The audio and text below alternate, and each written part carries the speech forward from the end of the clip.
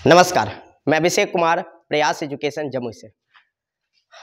आज copper 300 degree Celsius का आखिरी part C 3rd degree alkyl alcohol का हम यूज करने जा रहे हैं। लास्ट क्लास हम होमवर्क भी दिए हुए थे, बोले हुए थे कि अगर आपको पार्ट ए मतलब 1 डिग्री और 2 डिग्री अगर आपको समझ में आता है तो आप 3 डिग्री बनाकर एक बार कोशिश करेंगे कि अगर ये बन जाता है, आपका एल्किन बनना चाहिए था, प्रोडक्ट आपका एल्किन बनना चाहिए था और यहाँ जो विस्थापन होना चाहिए वो जल का विस्थापन होना चाहिए। उम्मीद करते हैं कि आप लोग बनाए होंगे, और नहीं बना होगा तभी हम आपके सामने में पार्ट सी रिएक्शन नंबर 18 का part C 3rd degree alkyl alcohol रखते हुए अब हम बना रहे हैं। इसका मैकेनिज्म कैसे बनता है ध्यान देंगे सर।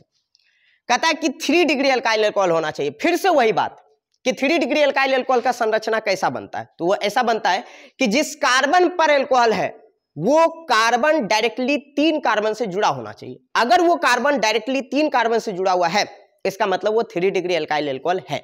तो अब हम इसको बनाते हैं, ध्यान देंगे आप लोग। एक साइड आप रख दो CH3, करेक्ट है।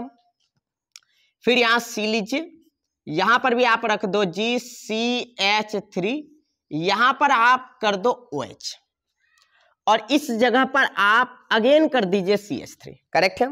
अगर आप बढ़िया से देखें ये आपको 3 डिग्री नजर आ रहा होगा। कैसे नजर आ रहा है, तो जिस कार्बन पर OH है वो वाला कार्बन 3 कार्बन से जुड़ा हुआ है, 1, 2 और 1, 3, तो इस वजह से ये 3 डिग्री हो जाएगा, करेक्ट है।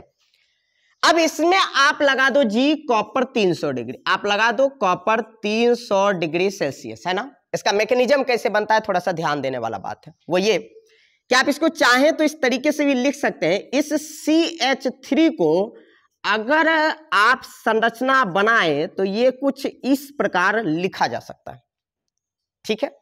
यहां का जो CH3 था हम इसको बॉन्ड में ब्रेक कर दिए तो C और उसके बाद फिर से H3 कर देते हैं हम, किसी को कोई प्रॉब्लम होना नहीं चाहिए। अब एक काम आप कर दें कि इस OH के ऊपर चार्ज होता है माइनस, करेक्ट है हम, और ये वाला H के ऊपर चार्ज होता है प्लस, ठीक है। तो हम जानते हैं कि 2 अपोजिट चार्ज के बीच में अट्रैक्शन होगा।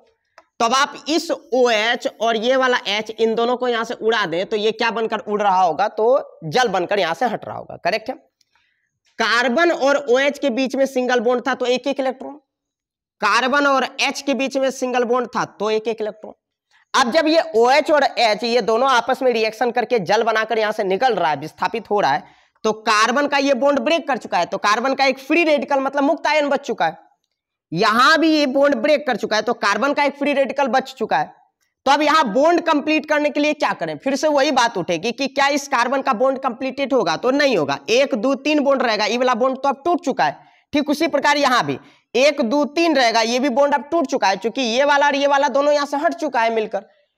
तो ऐसे कंडीशन में बॉन्ड को संतुलित करने के लिए हम क्या कर सकते हैं, तो आप एक काम कर सकते थे कि ये वाला कार्बन के इलेक्ट्रॉन को इस जगह पर ले आए और ये कार्बन के इलेक्ट्रॉन को इस जगह पर ले आए। अब यहां पर क्या बन जाएगा, डबल बॉन्ड बन जाएगा, क्योंकि यहां पर ऑलरेडी पहले से एक सिंगल बॉन्ड है। तो ये इलेक्ट्रॉन नीचे, ये वाला इलेक्ट्रॉन ऊपर, तो यहां एक और बॉन्ड क्रिएट करेगा, तो यहां पर बन जाएगा अब आपका डबल बॉन्ड। ऐसे कंडीशन में अब हम क्या बना सकते हैं, हमारा जो प्रतिफल बनेगा वो कैसा बनेगा, तो देखें पहले यहां पर CH3 था, आप यहां पर लिख दो जी CH3, करेक्ट है। सिंगल बॉन्ड है, आप यहां पर लिखो सिंगल बॉन्ड। फिर इस जगह पर C है, आप यहां पर लिखो C। ऊपर में CH3 नजर आ रहा है तो हम लिख दिए जी CH3। अच्छा, अब यहां पर ना आपका डबल बॉन्ड क्रिएट हो चुका है, क्योंकि यहां पर पहले से एक सिंगल बॉन्ड है, ये इलेक्ट्रॉन नीचे, ये इलेक्ट्रॉन ऊपर, तो एक और बॉन्ड क्रिएट करेगा, तो यहां पर अब आपका बन चुका है जी डबल बॉन्ड, करेक्ट है। अच्छा, इसको अगर हम चाहें तो अब लिख सकते हैं CH2, क्योंकि अब ये CH3 रहा नहीं है, क्योंकि ये वाला H जो यहां का था ये OH के साथ रिएक्शन करके निकल चुका है। तो अब इसका जो बनेगा वो बनेगा जी टोटल CH2। तो अब यहां पर आप लिख सकते हो CH2। इसी को अगर हम चाहें तो और अच्छे ढंग से कैसे लिख सकते हैं, तो इस प्रकार लिख सकते थे आप इसको CH3, सिंगल बॉन्ड है तो आप यहां पर लिखो सिंगल बॉन्ड, फिर यहां पर C है, ऊपर में CH3 है, आप यहां पर लिख दो जी CH3, करेक्ट है। अच्छा, नीचे में जो डबल बॉन्ड के साथ CH2 है, आप यहां पर डबल बॉन्ड के साथ आप लिख दो CH2, करेक्ट। और यहां से जिस चीज का विस्थापन हो रहा है, मींस जो अलग हो रहा है, वो अलग हो रहा है हमारा H2O, तो आप यहां से विस्थापित कर दें H2O। तो अब अगर आप बढ़िया से देखेंगे तो आपको एल्किन नजर आ जाएगा, क्योंकि हम जानते हैं कि एल्किन का जो क्रियाशील मूलक होता है, एल्किन का जो पहचान होता है सर वो होता है डबल बॉन्ड। तो हमारा एल्किन डबल बॉन्ड का निर्माण कर चुका है। नेमिंग का अगर हम बात करें तो इसका नाम थोड़ा सा बढ़िया से देखेंगे सर, इसको कैसे लिखा जा सकता है, तो इसको लिखने का तरीका कुछ आप इस प्रकार कर सकते हैं, 1 2 3 या फिर 1 2 3। अच्छा, जिस दिशा में आप चलेंगे, जैसे मान लेते हैं अगर हमको इधर आना है तो आप इसको 1 बोले, इसको आप 2 बोले, इसको आप 3 बोले। अच्छा, आप नीचे से भी चलेंगे तो 1 2 3 हर कंडीशन में OH आपका दूसरे नंबर पर ही रहेगा। अगर हम 1 2 3 करते हैं तो ये वाला हमारा CH3 अलग हो जाता है, तो इस CH3 का नाम होता है सर मीथाइल। करेक्ट है। तो इसको आप इस तरीके से लिख सकते हैं, इसका नाम 2 मीथाइल। करेक्ट है हम नहीं।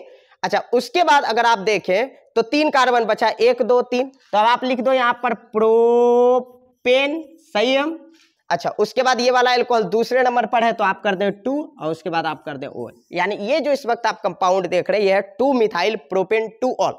ये कैसे लिखा गया है ये आपका नेमिंग का पोर्शन है, आप वहां पर भी जाकर इसको देख सकते हैं। तो ये जो इस वक्त बना है 2 मिथाइल प्रोपेन 2 ऑल। तो ऐसा पूछ सकता है बिहार बोर्ड, वो इस तरीके से भी कह सकता है कि 2 मिथाइल प्रोपेन 2 ऑल को कॉपर 300 डिग्री सेल्सियस पर अगर आप हिट करेंगे तो हमारा प्रतिफल क्या होगा। तो प्रतिफल आपको एल्किन बनता हुआ नजर आ रहा है, लेकिन कौन सा एल्किन बन रहा है जरा सा ये भी दिखा दीजिए, उस एल्किन का नाम क्या है।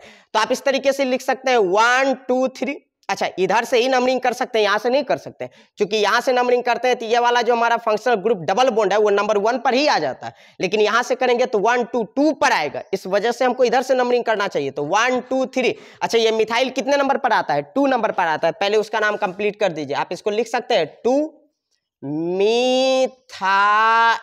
करेक्ट है। अच्छा, अब उसके बाद 1 2 3 बचा है, तो 3 कार्बन के लिए आप लिखें प्रोप और डबल बॉन्ड के लिए आप लिखें इन, तो इसका नाम बनता है 2 मिथाइल प्रोपीन। क्वेश्चन पूछने का तरीका ऐसा पूछा जाएगा कि 2 मिथाइल प्रोपेन 2 ऑल को अगर हम कॉपर 300 डिग्री सेल्सियस का यूज करते हैं तो ऐसे में हमारा प्रतिफल क्या बनता है। तो हम क्लियरली लिखेंगे 2 मिथाइल प्रोपेन 2 ऑल में अगर आप कॉपर 300 डिग्री सेल्सियस के साथ अगर आप उसको हिट करते हैं तो जो आपका प्रोडक्ट बनता है वो बनता है 2 मिथाइल प्रोपीन। तो उम्मीद करते हैं कि कॉपर 300 डिग्री सेल्सियस का आपका तीनों part A 1 degree, part B 2 degree, part C 3 degree, ये आपको तीनों का तीनों समझ में आया होगा। मिलेंगे हम आपसे नेक्स्ट रिएक्शन में। Thank you very much.